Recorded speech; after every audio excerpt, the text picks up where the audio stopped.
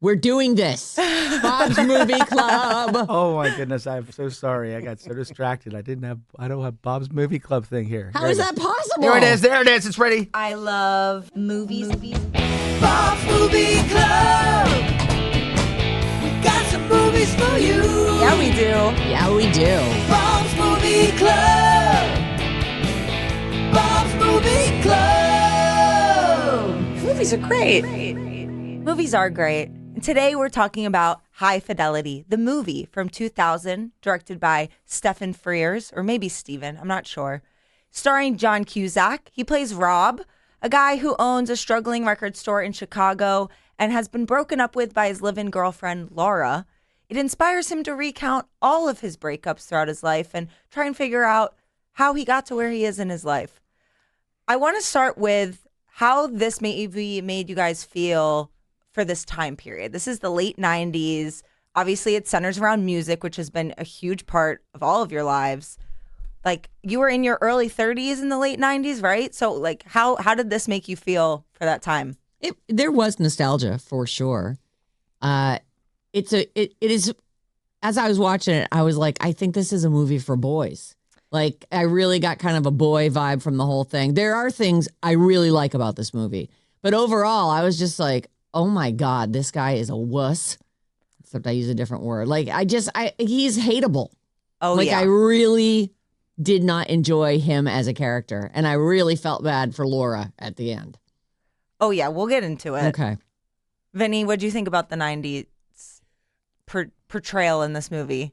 I think the only thing this movie gets right in any way, shape, or form is that love of music and the music store employees and their music snobbery, which is a real thing in your music love development. Like, you do go through this loyalty, like a death hold on heavy metal or punk whatever rock you're or into, whatever right? you Your love. genre. This is, and you try to be pure.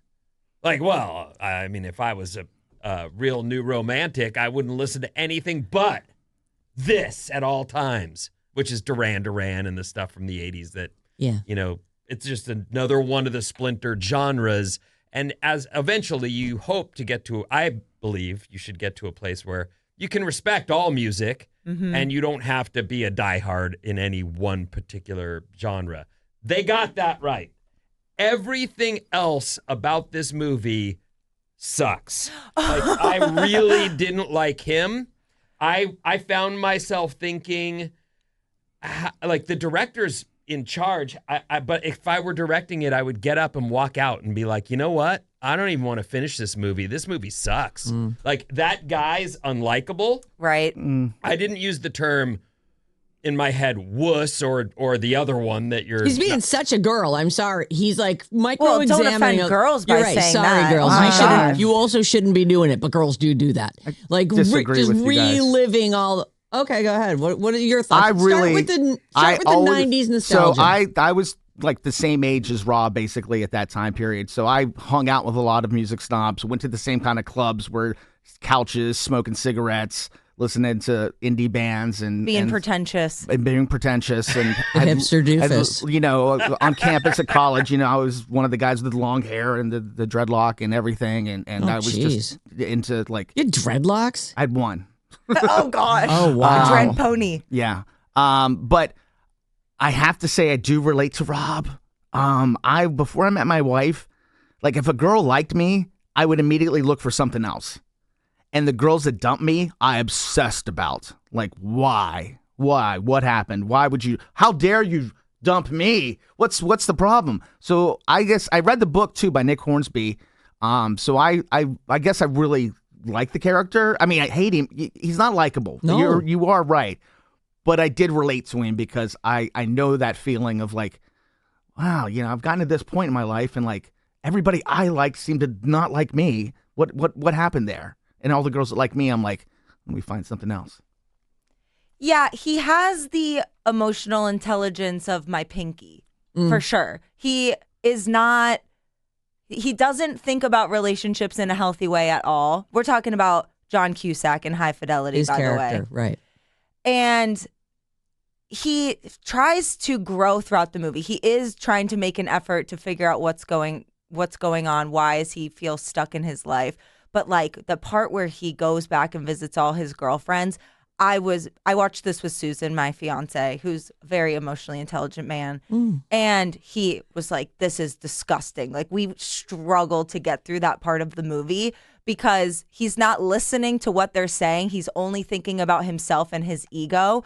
But I think Maddie makes a great point that like, this can definitely be relatable. Like, men like this who are kind of stuck in their own lane and they're not looking at the bigger picture. Right. He can't step away and see and put himself into the picture and go, oh, that guy's a complete ahole. Right. I felt bad for him at first. And then I was like, oh, I just over cannot. him. You get so tired of him. But it's easy to be like, oh, and I feel so bad for Laura. But she sees him, right? So like, why is she with this guy? She's also not totally there emotionally. Right. Especially after her dad passes away and she runs back to him because she's just too tired to do anything else, to find somebody else. She just wants to be with something that feels comfortable. Do you guys feel like, this is an era from before dating apps. Do you feel like it was more likely for people to just kind of settle for whoever they were with rather than trying to find someone else? I actually think that is a thing that people do. Like this to this day, from the beginning of time through this day. I think that people go, okay, we broke up. I want to, you know what? This is as good as it's ever going to be. Well, how about Laura? She's in a relationship with John Cusack's character, Rob, and then jumps immediately into a relationship with Tim Robbins' character. By the way, Tim Robbins, brilliant in this movie. Is actually really fun in this movie. Him, Jack Black, and the Dick, the store, are really the stars of the movie as far as I'm concerned. I heard that they got Tim Robbins to do this part because he got to keep the wig. Apparently he's very into custom wigs. I also heard that it was like inspired by Steven Seagal. Oh, yeah. He was like, I want to look kind of like Steven Seagal. They have that picture of him. That she's on the phone with Rob, and he says that Steven Seagal ponytail, and she looks over and there's a picture of him in a karate outfit looking like Steven Seagal, and she pushes it down. Yeah, Is that a gi? Yeah. Anyway. Yeah, gi. Yeah.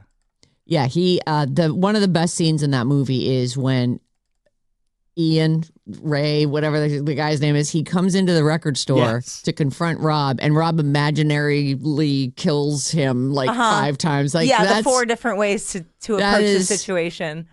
That was I enjoyed that. The best part of this movie is undoubtedly Jack Black, and the only reason that I'm not going to rate this movie in the toilet, even though like I understand why people like it. It's incredibly quotable. The dialogue is hilarious. Some of it. Even some of the stuff John Cusack says, I'm like, oh, wow, that was so clever and so dark and twisted. But Jack Black absolutely steals the movie from when he swings open the record store door and walks in. Agreed. He is hilarious. And this is like his breakout role. Yeah. And what's funny about it is at the time I remember liking this movie. I thought that I never saw it. I must have liked it, and I didn't know Jack Black. And so it landed different. Like I have lots of feelings about Jack Black and lots of thoughts on him, and he was just Jack Black the whole time to me. It was really hard for me to embrace him as a character in this movie. My thought on the Jack Black thing was I actually felt like because I'm so familiar with him, like he took me out of the movie a lot, but that he actually in his way saved that movie because that final scene where they're all at the club, I was like, I'm smiling and I go, oh, I guess I didn't totally hate this movie. Yeah, I love that scene. Yes, Vinny's hand is up. I wanted to, because no one's mentioned it yet, and her picture is on the movie poster as, Lisa Bonet, starring Lisa Bonet. And she gets, I don't know what that was. Like, he's with her for half a second. She's this up and coming. She gets to sing. So I'm sure that was, one of the reasons. What is her deal in this movie? She's got no part. Well, it's supposed to be that one night stand you have after you break up, and she knows that's what it is. Yes. They both acknowledge that we are both rebounding. This is a one night stand. I'll call you. And she's like, yeah. Yeah, sure. It just seemed weird that she's such a featured artist on the movie poster and in every way and name and everything, and yet she's just that blink through his little world. Like, okay, She's not the only star who does that. Tell me about Catherine Zeta-Jones. Catherine Well, Zeta-Jones. Her character's great. and Yeah, she she is great. becomes a big star out of this. Was she big before No. this movie? I think maybe she'd done Zorro. That's the only thing I could think of. I don't think she's done that yet either. I don't really know her. I know the name, but like, what kind of She's icon the was she? She's Wasn't. not. Okay. She married Michael Douglas, and he's maybe one of the biggest stars. You know, Kirk Douglas, long time Hollywood star. His son Michael. I don't know though that she did anything that I would have related to, and I only knew her as a star married to Michael Douglas until she's the mom in Wednesday. Got it. She's got it. Morticia Adams, and she's great in that role. So this was her second big role. You're right. The Mask of Zorro was in '98. With Melanie Griffith's ex. What's the cat? Antonio Banderas. Yes, exactly. We're talking about High Fidelity, by the way, John Cusack's movie from 2000. He actually helped write the script for this. One thing I noticed, which obviously was a little bit comedic, is how often he gets stuck in the pouring rain Oh my gosh. trying to figure out what's going on with his life. Susan didn't turns even to me and notice it's like, that. oh, wow, like it really is raining quite a bit in this movie. And that Funny. makes sense when you find out that it was actually a book written that took place in London and they adapted it to Chicago when they made it a movie. Oh, Makes sense. It definitely rains a lot there. Not that it doesn't rain in Chicago. well, rain does set a mood. And I For loved, sure. speaking of John Cusack, I love his sister Joan. And I love it when they're in a movie together because the scenes with those two were really good. Where She know, plays she Laura's walks in and friend. is Yes, Right. Liz. You a-hole. Oh, And just- she's great in this. I love her. Very good small, voice of reason. Very small part, but Yeah. Good character. Yeah, really effective. She says a couple of things that actually really progress Rob, Move John the Cusack story- along yes. in his journey. Without her, he would still be flailing around, I think. She says two things. She says, why do you want Laura back so badly? Yeah. Is it just because she rejected you, basically implying that? And that is a big poof moment for him. And then also at the funeral when he's like, I can't go on apologizing my whole life. And she says, just the one time would do. just try the one time. Those are really good moments. And there are a lot of hilarious moments in this. I love the scene where Dick comes in to his apartment. It's like, oh, you're reorganizing your record collection. Like, oh, it's not alphabetical. It's not by genre. What is it? Autobiographical. I have to remember that I had a burger in 1983 that made me walk into the record store next to it. That's just everybody. We all knew the person who had the gigantic album collection. You're probably too young for that, but there were so many people who carted that around with them. I remember CDs, the big CD cases where you could have a big filing system, but not records. And it was I was very young when CDs went away too. Records were kind of established your credibility, your music, and that everyone, again, this was of that time when music snobbery was kind of the way. Yes. Like you'd show your record collection and be like, yes, That is honor the me. English I know import I with know the- good right. music because look at the records I have in my collection. That I love that moment with that boy.